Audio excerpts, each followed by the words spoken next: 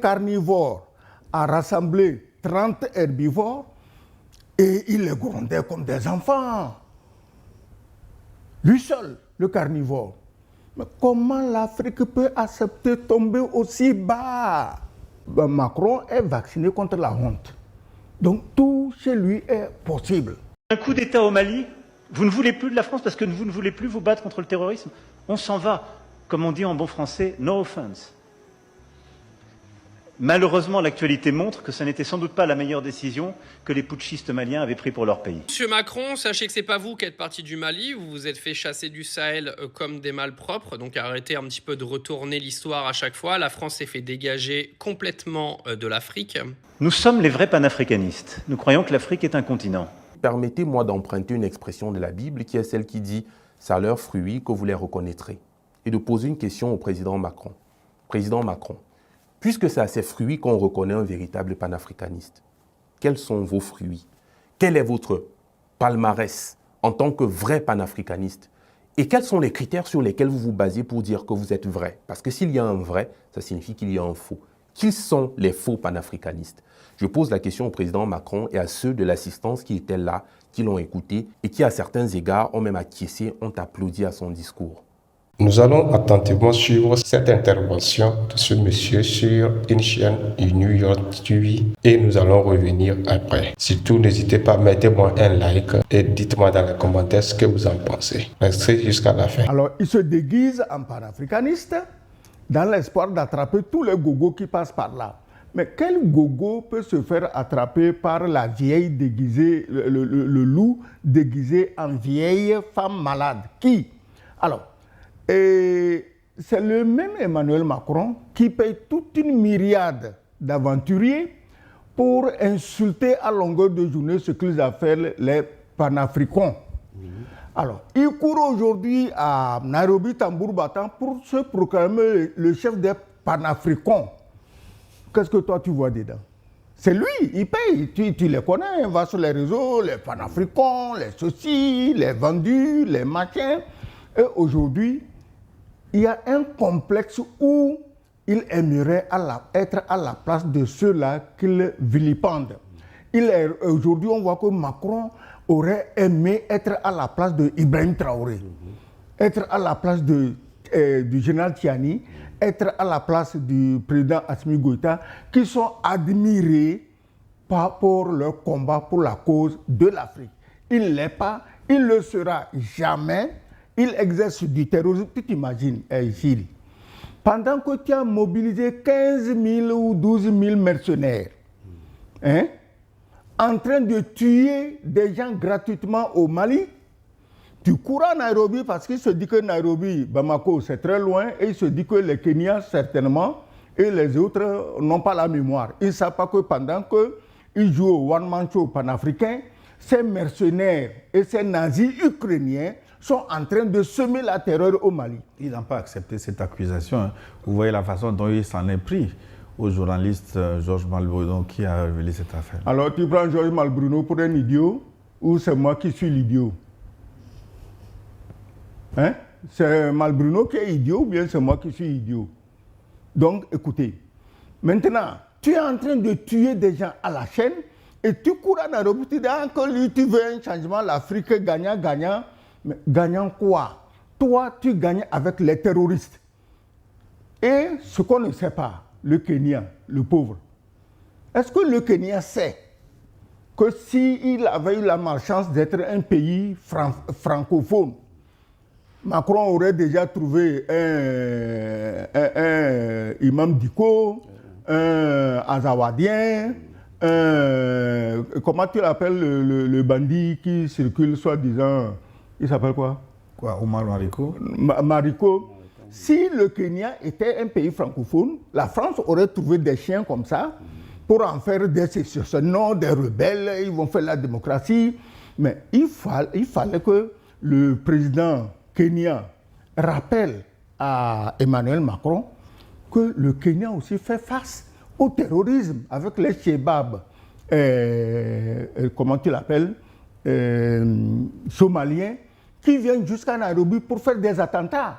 Mais comme il a la chance de ne pas être un pays francophone, sinon, Tous ceux qui font attentat à Nairobi, on les aurait invités à Paris sur les médias pour vanter leur combat pour la liberté, pour la démocratie.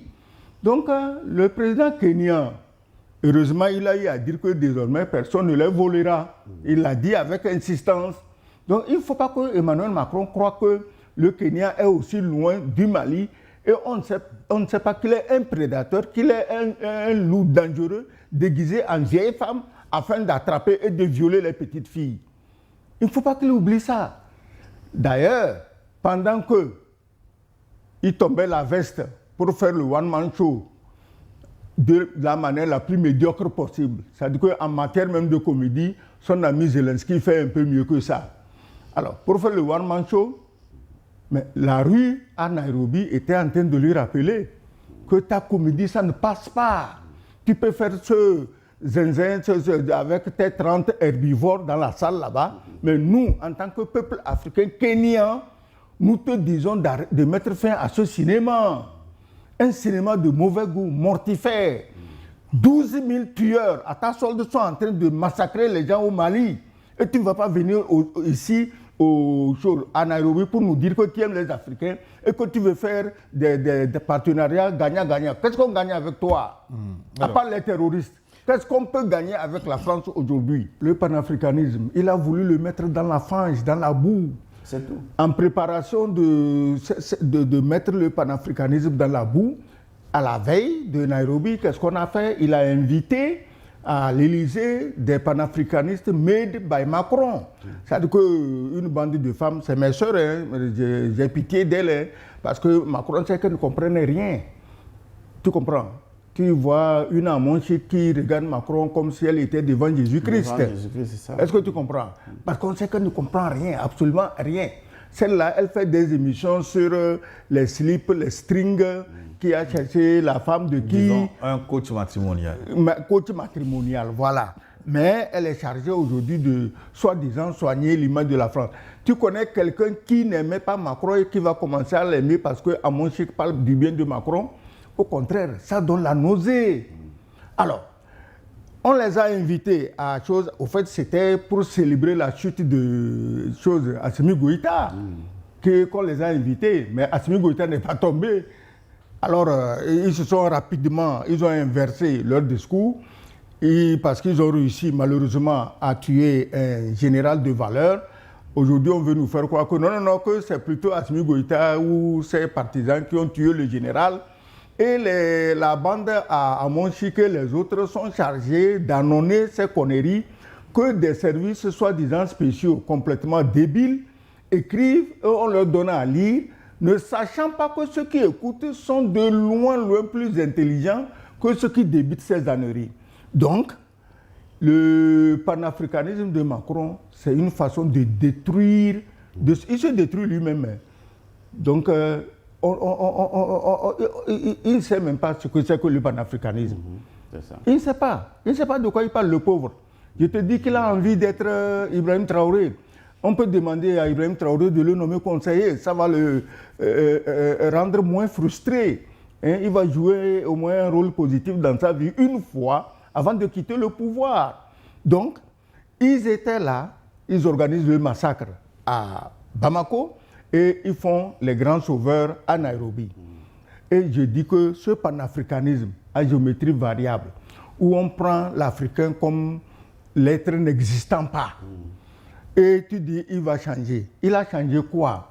Il est allé plutôt montrer que son colonialisme devient encore plus arrogant envers les Noirs. Regarde cette fable d'initiative franco-mexicaine dans laquelle il semble qu'il y a 9 pays africains qui se sont précipités.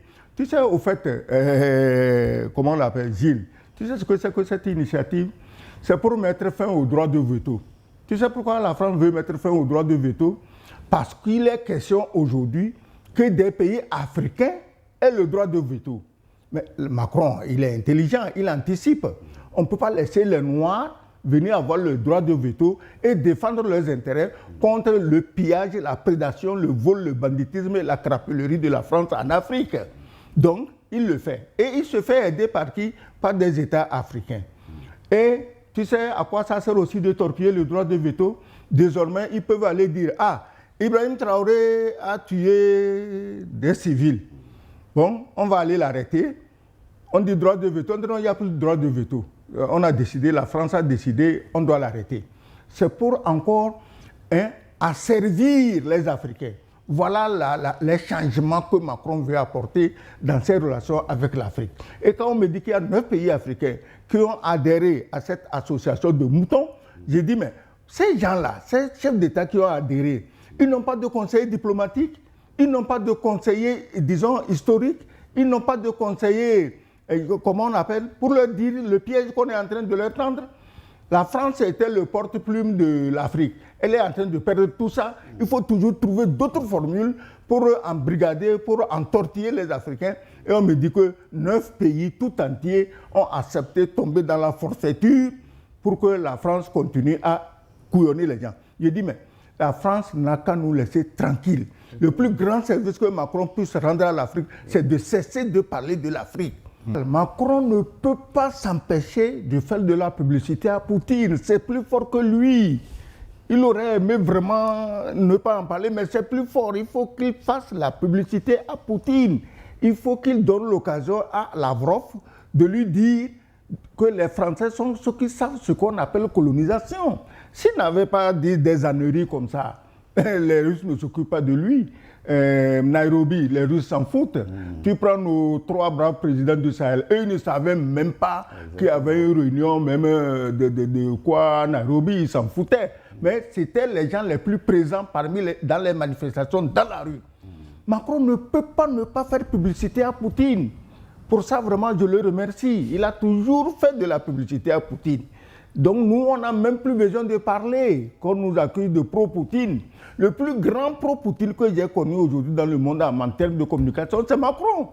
À chaque fois, il accuse Poutine de ce qui est faux parce que Macron se dit ceux à qui il parle ne réfléchissent pas et ce que lui dit, les gens vont croire. Non. Nous voilà à la fin de cette vidéo et j'espère que vous avez beaucoup aimé. Alors si c'est le cas, n'hésitez surtout pas à me mettre un pouce bleu et me dire dans les commentaires ce que vous en pensez de l'intervention de monsieur l'ambassadeur qui a parlé, ce que vous avez retenu. Est-ce que vous êtes d'accord avec lui? Est-ce que ses propos sont vraiment à leur place? Dites-moi ce que vous en pensez du mot panafricaniste. Qu'est-ce que vous voyez du panafricanisme? Dites-moi dans les commentaires votre pensée. Je n'hésiterai surtout pas à vous lire. Et n'oubliez surtout pas un pouce bleu, un commentaire et à partager cette vidéo. Abonnez-vous également si ce n'est pas encore fait. Et on se retrouve à la prochaine.